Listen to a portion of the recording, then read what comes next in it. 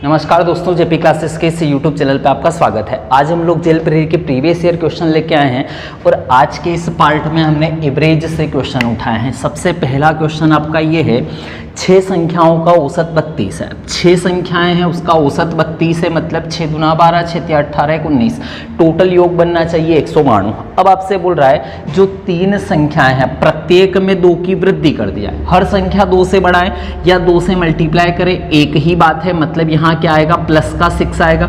और अगली जो 3 संख्याएं हैं प्रत्येक को 4 से घटा दिया, मतलब -12 आया। तो आप देखिए टोटल वैल्यू कितनी आई, -6 आई। मतलब टोटली इसमें से -6 कर दे तो यहाँ से आपके पास आंसर, यहाँ से आपके पास वैल्यू आ जाएगी 186।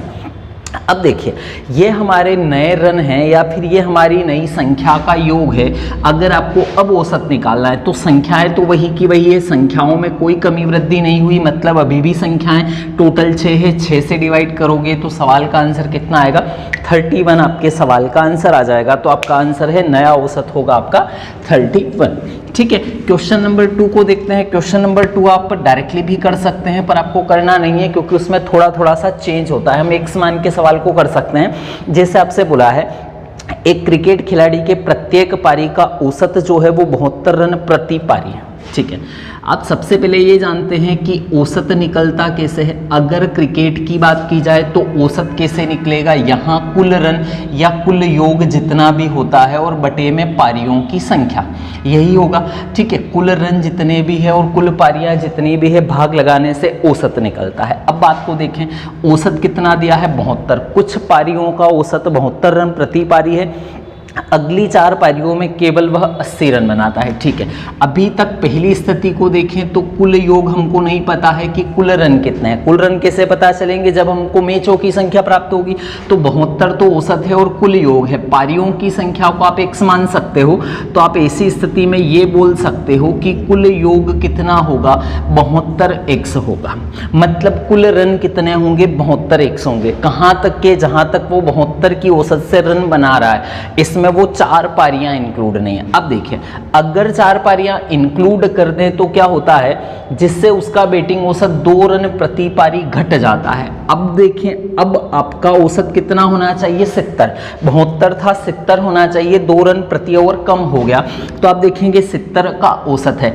अब देखिए कुल योग निकालना है। कुल योग मतलब कुल बनाए गए रनों की संख्या। तो 4 मैचों से पहले के रन कितने हैं, 72x है।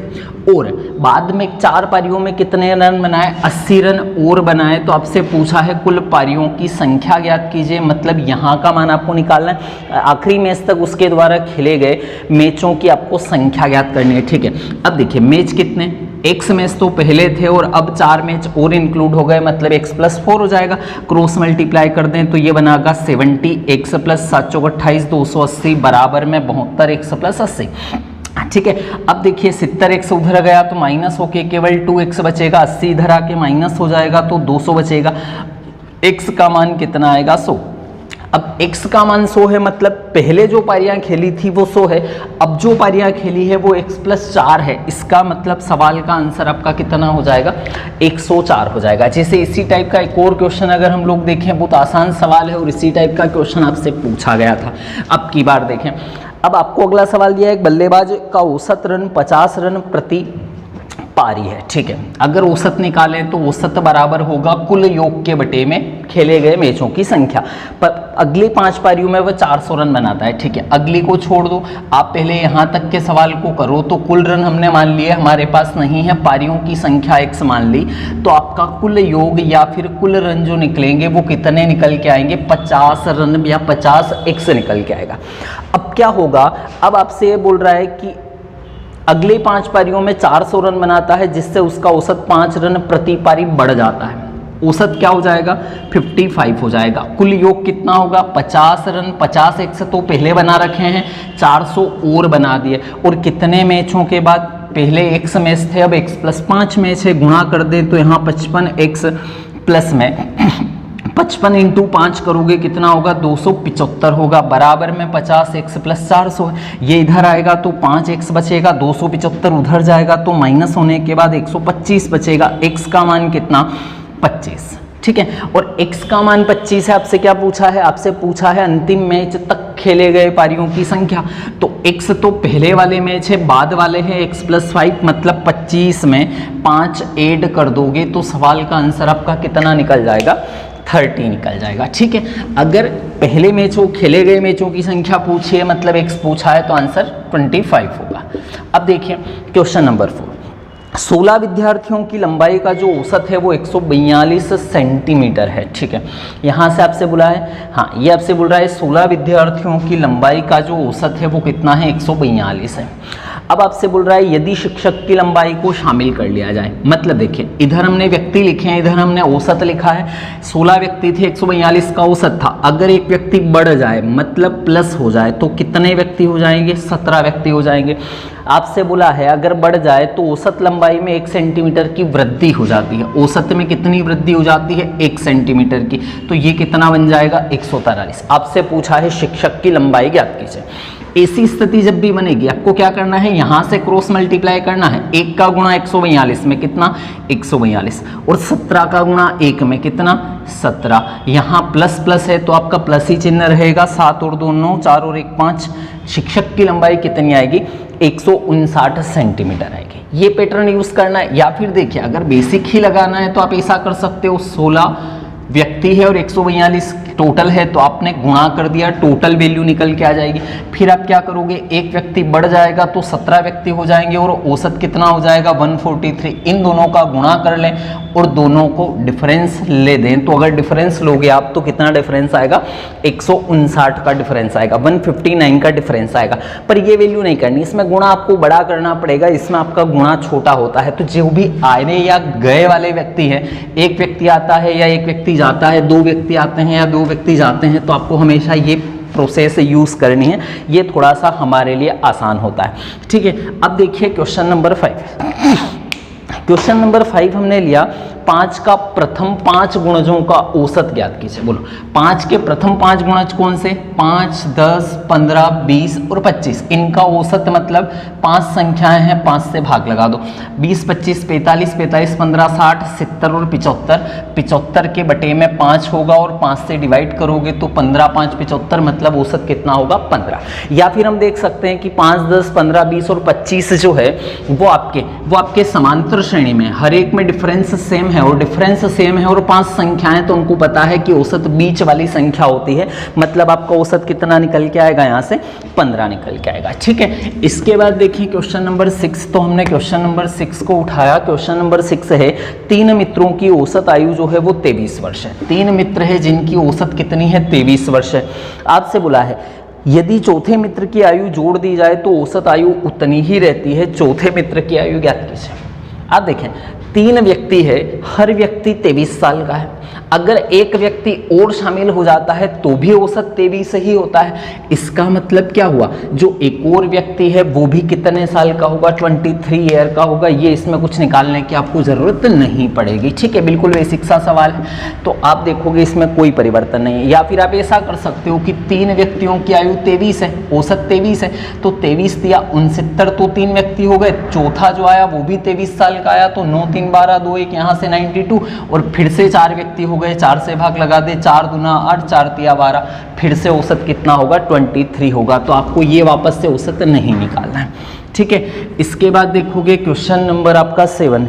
क्वेश्चन नंबर 7 लिया हमने, किसी महीने की 9 से 16 तारीख। ठीक है, 9, 10, 11, 12, 13, 14, 15 और 16 का जो औसत आपको दिया हुआ है वो औसत है 30 डिग्री का।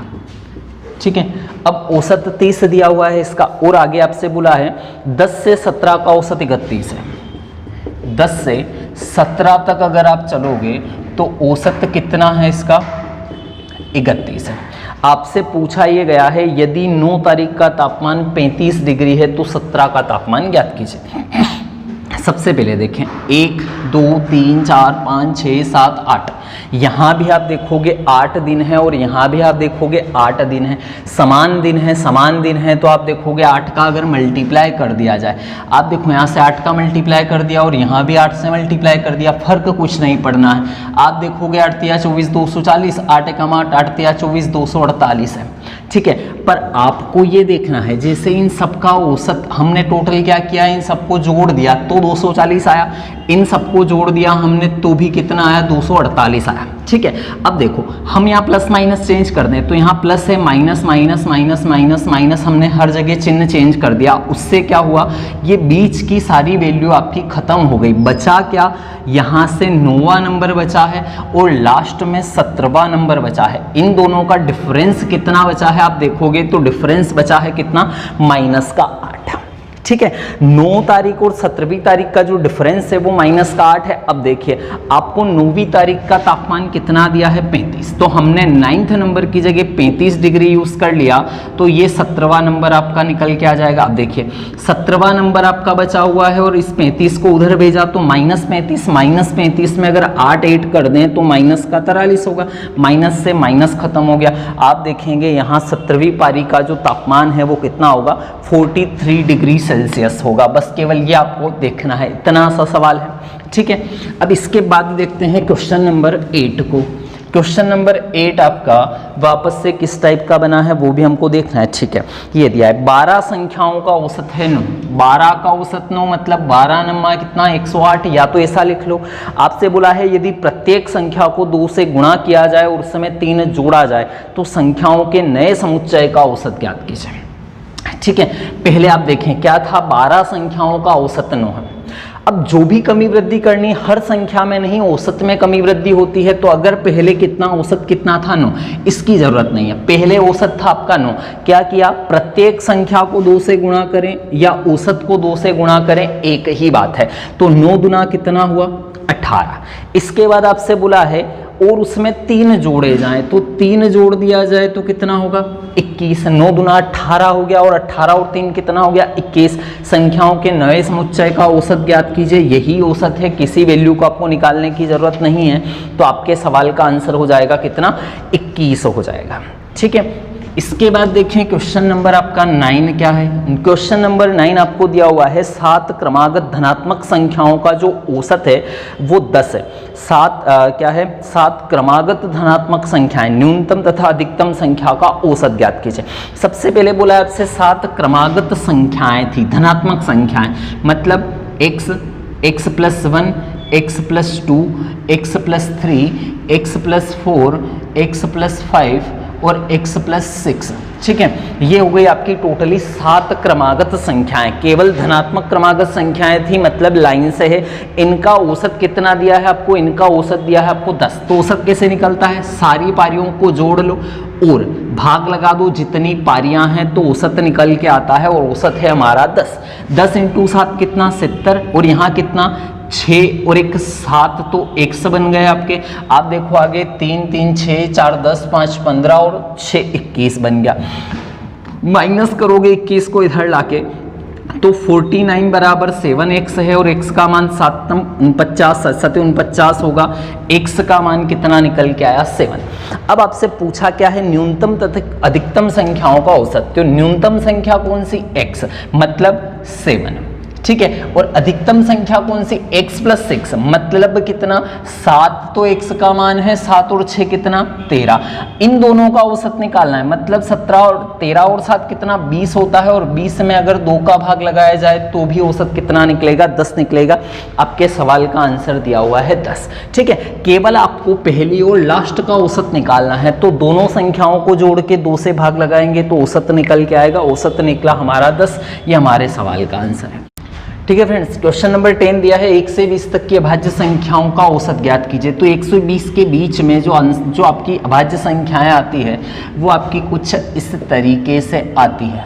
ठीक है, यही संख्याएं हैं और टोटल कितनी संख्याएं हैं, 8। तो 8 से भाग लगा दें, आपके सवाल का आंसर बन जाएगा। जैसे टोटल कितना हुआ, ये 77 के बटे में 8 मतलब 9 के आसपास, 8 नंबर 72 5/8 मतलब 9 सही 5/8 के आसपास आपके सवाल के आंसर आ जाएंगे। ठीक है, इसके बाद देखें आप क्वेश्चन नंबर 11 को देखें। तो क्वेश्चन नंबर 11 आपसे ये बोल रहा है, ये आपसे बोल रहा है एक बल्लेबाज की 57 पारियों का औसत, 57 पारियों का औसत जो है वो 58 है। तो 8 56 5 बचेगा, 8 5 40, 45 45 35 80 0 8 5 25 3306।